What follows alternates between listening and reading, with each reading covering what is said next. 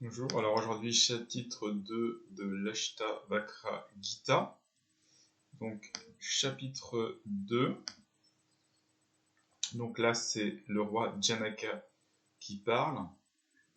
Donc il déclare donc, dans la strophe 1 qu'il est immaculé et en paix, qu'il est au-delà de la nature, au-delà de la prakriti, donc au-delà des éléments, et que pendant tout ce temps, toute son affliction n'a été finalement qu'une chimère, n'a été qu'une illusion. De même que moi seul donne lumière à ce corps, j'éclaire le monde. Par conséquent, le monde entier est mien, ou autrement dit, rien n'est. Donc, de même que moi seul je donne lumière à ce corps, Deha, j'éclaire aussi le monde, Jagat. Donc moi-même c'est le soi en fait, mon moi véritable. J'éclaire mon corps, j'éclaire ce monde. Et finalement, donc par conséquent, on peut dire que le monde entier est mien. Mama, Jagat. Ensuite, strophe 3, en abandonnant le corps, donc en abandonnant l'idée je suis le corps, le paramatma, le soi suprême, est devenu apparent. Donc la racine de la raison pour laquelle on n'identifie pas soi-même comme étant le soi suprême, eh bien c'est parce qu'on s'identifie au corps. Alors, là il va nous donner des exemples. Tout ce qui est émané du soi est le soi.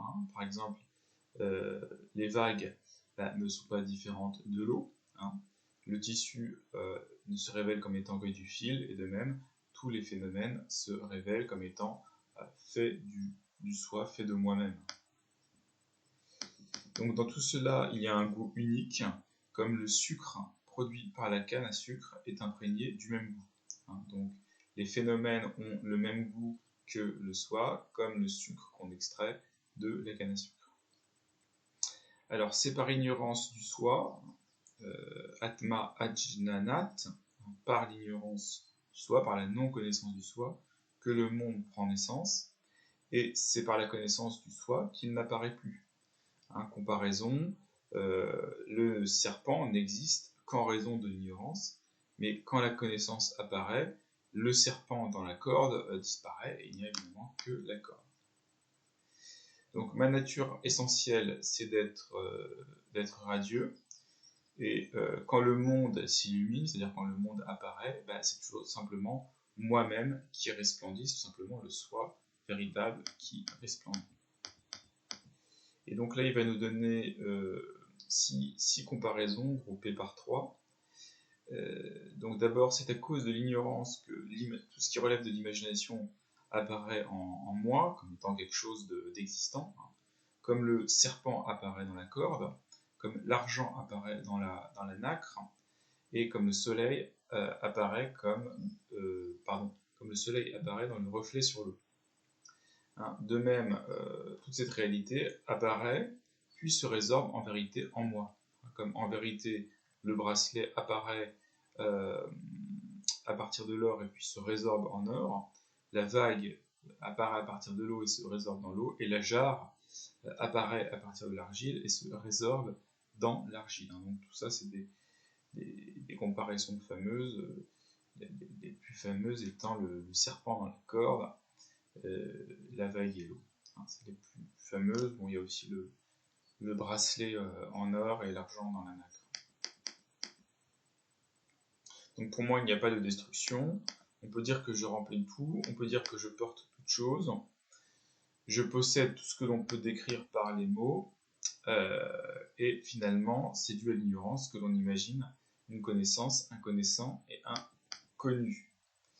Et quelle est la racine de tout cela? Eh bien, toute cette séparation et donc cette souffrance, c'est le Dvaita. Le Dvaita, c'est le dualisme.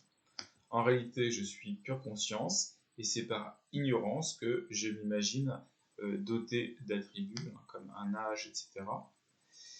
Et finalement, ultimement, au niveau ultime, il n'y a pour moi pas de banda, pas de servitude, pas de chaîne, on pourrait dire, pas de lien, et donc il n'y a pas non plus pour moi de libération au niveau ultime. ultime. Donc tout ça, ce sont de simples idées. Donc il ne me reste par conséquent plus rien à faire, car je comprends que je ne suis que la pure conscience.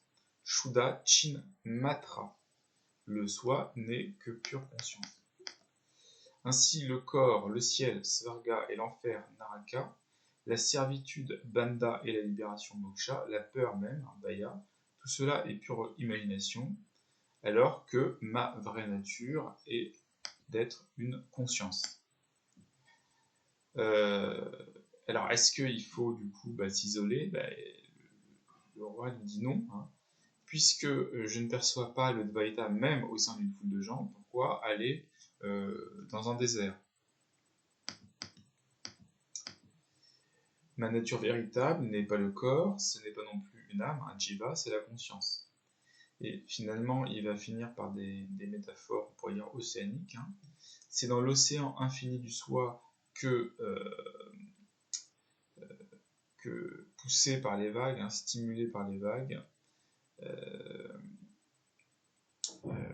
stimulé par les vagues colorées, oui c'est ça, pardon, c'est dans l'océan infini du soi qu'il y a des vagues colorées, qui sont les vagues colorées des objets du monde, et ça c'est lorsque se lève le vent de la conscience. Quand la conscience est en mouvement, ça crée cette apparence de monde, hein.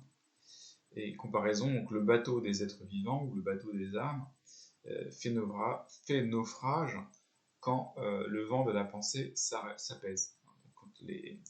Quand toutes les pensées discursives cessent, ce bateau n'a plus de moyen d'avancer.